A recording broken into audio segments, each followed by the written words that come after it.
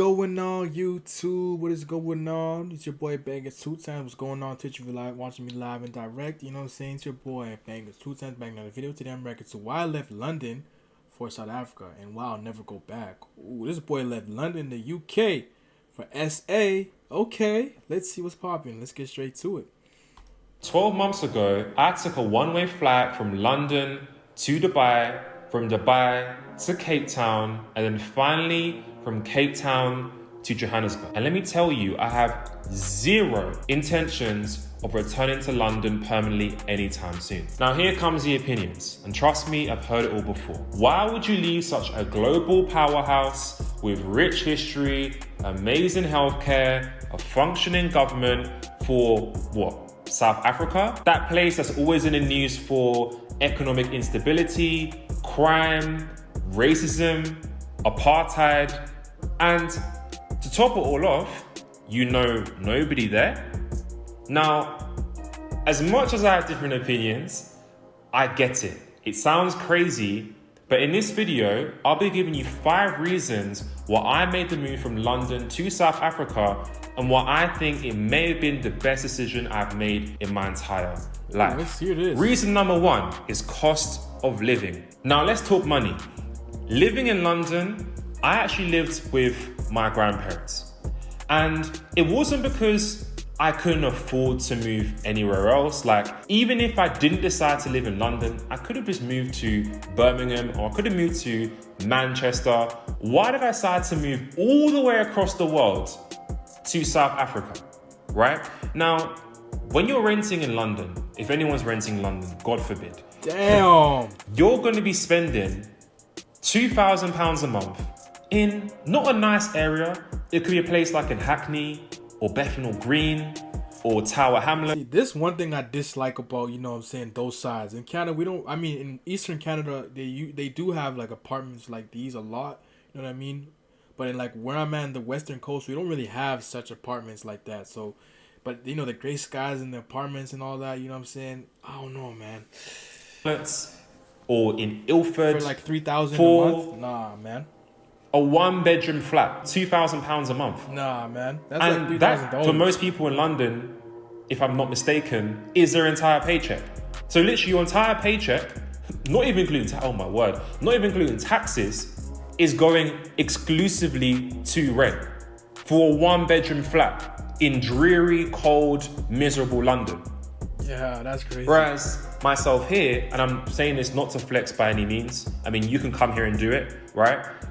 I'm spending at the moment £1,700 a month on rent for a 3-bedroom house in a very nice area. I mean, I've done a house tour, you can check it somewhere when your own time. What? Garden, pool, nice vibes for £1,700 a month. And it's not even just housing. Everything from eating out to groceries to transportation. Like in London. You know, one thing I was gonna say, you know, when he's talking about the food part, at least, well, I don't know, he's from Europe, right? So in Europe, the food is actually organic and natural, right? At least, you know, for us, we don't eat, or we're not eating organic food. We're eating like lab created food all the time. We don't even realize it. You know what I mean? So at least in SA, the food is actually organic, bro. So that's a plus. The food actually organic, actually tastes good. We're not eating real food over here. I'm telling you the truth. They're probably eating plastic. We don't even realize it.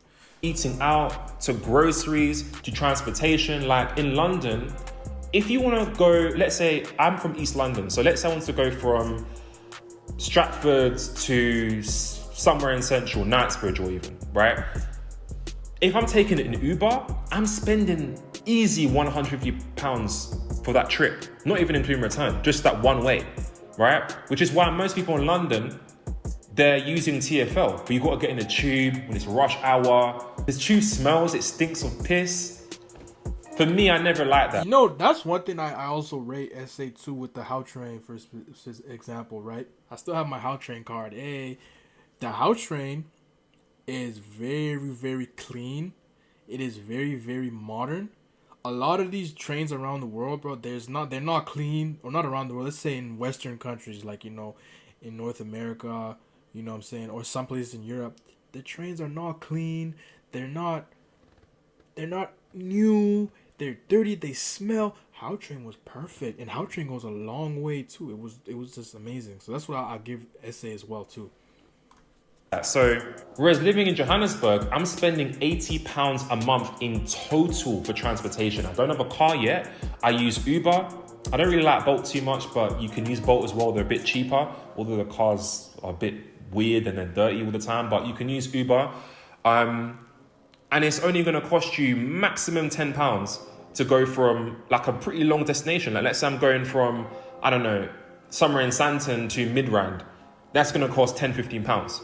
Right, whereas in London, that would cost you easily £80 or more. $30, and this is one thing yeah, I've been talking about recently, is global arbitrage, which is basically taking the money you're earning. Ideally, has to be remote, has to be a remote job or remote business. You're taking that income and then you're moving to a country where that goes a lot further. So what I did, I took the income I was making from remote sales, right, and then that money is. My only problem is because that's not as genuine in my opinion. My only problem with doing that is like, what are you doing for the people specifically, man? You know what I'm saying? I'm just saying, like, if you're going to do all that, bro, make sure you're engaging with the people and talking to the people. You can't just move and say, oh yeah, I'm going to use the power of my money and stuff like that and my dollars, you know what I'm saying? I hope you're working with people, man. I'm just encouraging people. Like, you can't be going to people's countries and saying, oh yeah, I'm going to use the advantage of my dollar and do this and that. I hope you're working with the people, man. You're putting people on some game and some knowledge, you know what I mean? And vice versa. And putting people on some connections in UK as well. Like, that's what I want to do, man. You know what I'm saying? Put some people on some connections in Canada, you know what I'm saying? Make some relationships and, So it's like, I can't just come and eat. And then, you know what I'm saying? They don't get to benefit something from me. No. We got to, it's got to be mutual. So that's why I was saying, if anybody, and I'm giving some advice right now, anyone in SA right now, if they're thinking of coming to like, let's say Canada. There's a housing crisis right now in Canada. Very expensive right now to own a house, right? But since there's a housing crisis because there's a lack of housing, right? Architects, people that are architects and people who want to have plans to have construction companies, try coming this side, you know what I'm saying? If it's possible, try coming this side. Architects and people, who have construction companies and property developers, try coming to Canada and implement what you got, because SA is really, really good when it comes to those things. I'm not going to lie. Like, really, really good. It's amazing. You know what I'm saying? Come to Canada and see what you can offer. It's worth 3 times, 4 times, 5 times as much by just moving across borders. Number 2 is quality of life and social scene.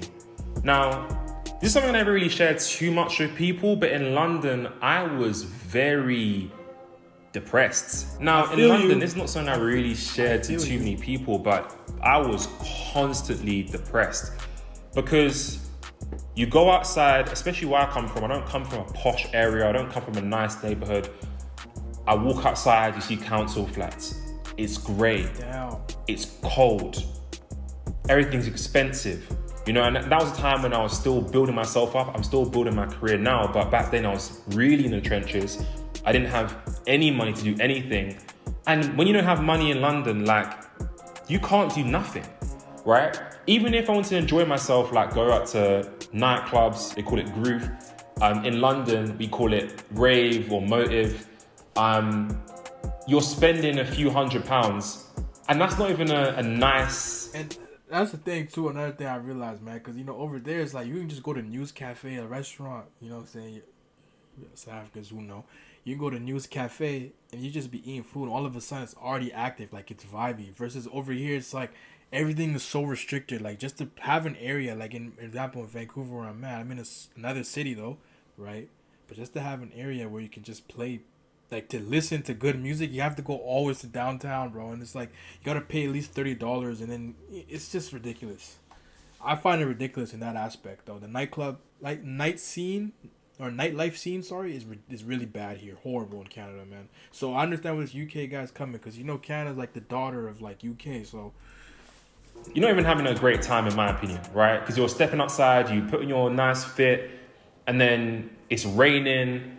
And for me, I never really liked that. So true, compared to here, my social life has definitely improved, because I can do so much more with what I'm earning right now. Like, let's say I want to go out, enjoy myself.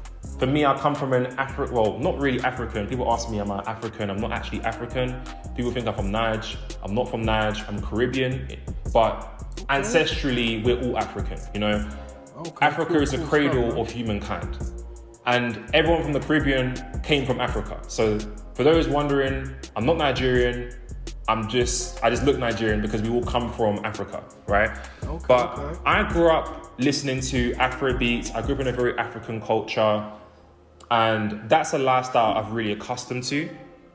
And living in Joburg, So, bro, you know what I'm saying, bro? You gotta be careful, man. You know, Africa's different, man. It got regions and all that, bro. You know what I'm saying? So, don't be thinking you're gonna hear Afro beats everywhere you go in every corner. You know what I'm saying? You gotta be careful, man. You know, depends where you're at.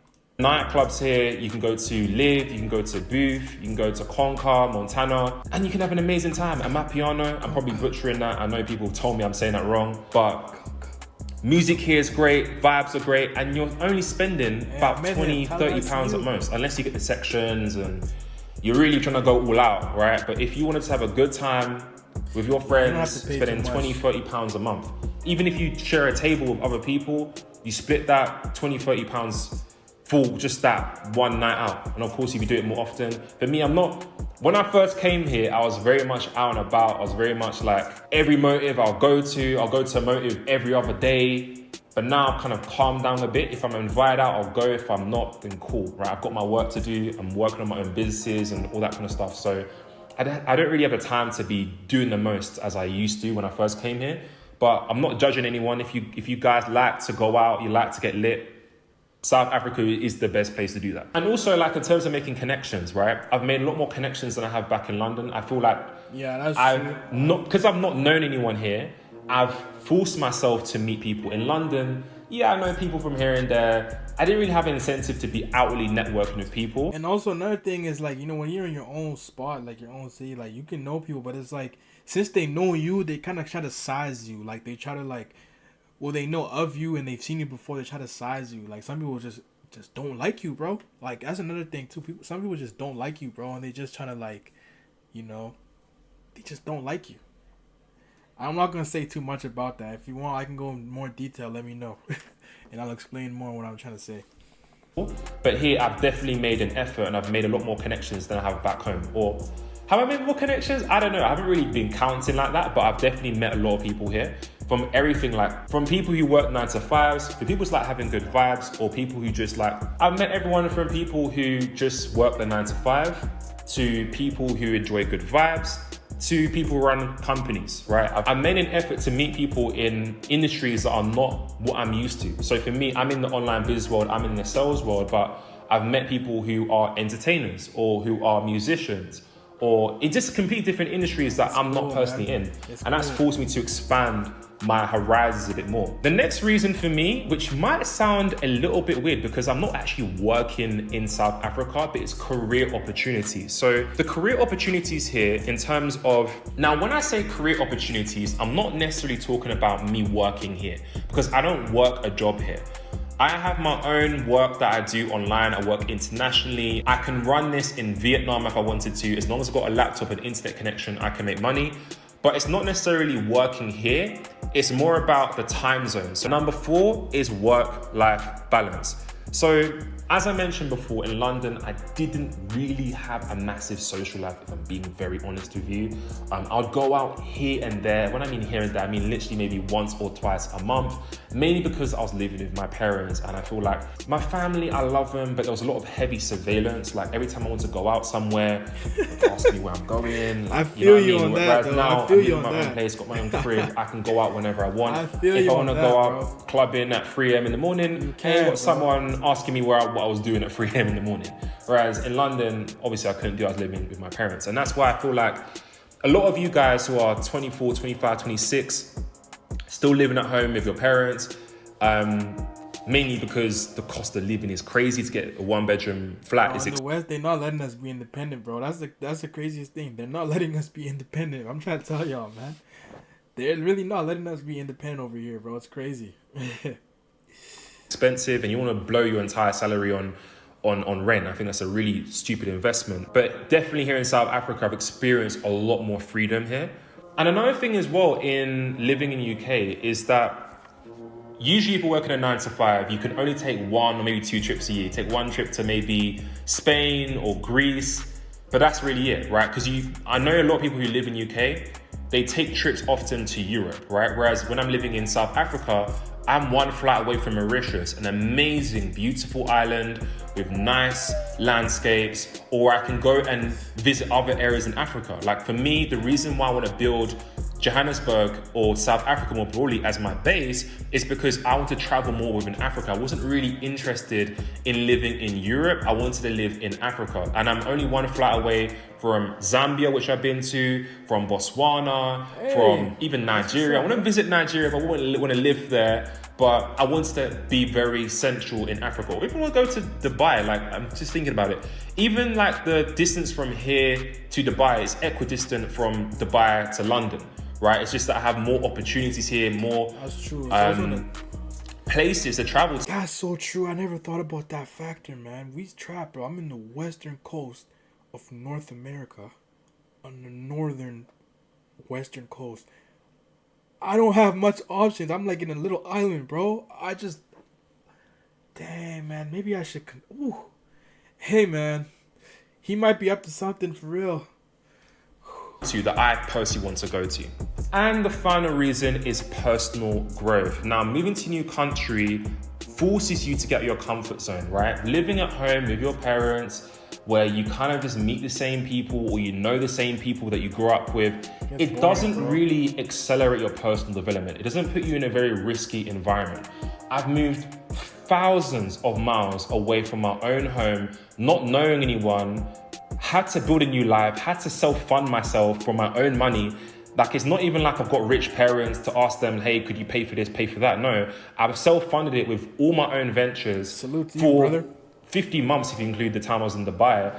That's forced me to grow. It's forced me to work harder. It's forced me to find opportunities that are going to be able to sustain myself for the years to come, right? If I stayed in London when you're living with your parents, you don't have that drive. You become very lazy because you know, okay, worst case scenario, my mum can just give me money or my dad can give me money or at least I've got a roof over my head, my mum's feeding me. You don't really have to kick up your ass to really go after and get the things you want in life, which is one of the biggest reasons why I've moved, not only just to Birmingham or not only just to Portugal, but I've moved literally halfway or even more across the world because I wanted to really put myself in an uncomfortable situation that forces me to work harder. All right, guys, so that's a wrap for the 5 reasons why I've left London to live in South Africa. I'm living in Johannesburg.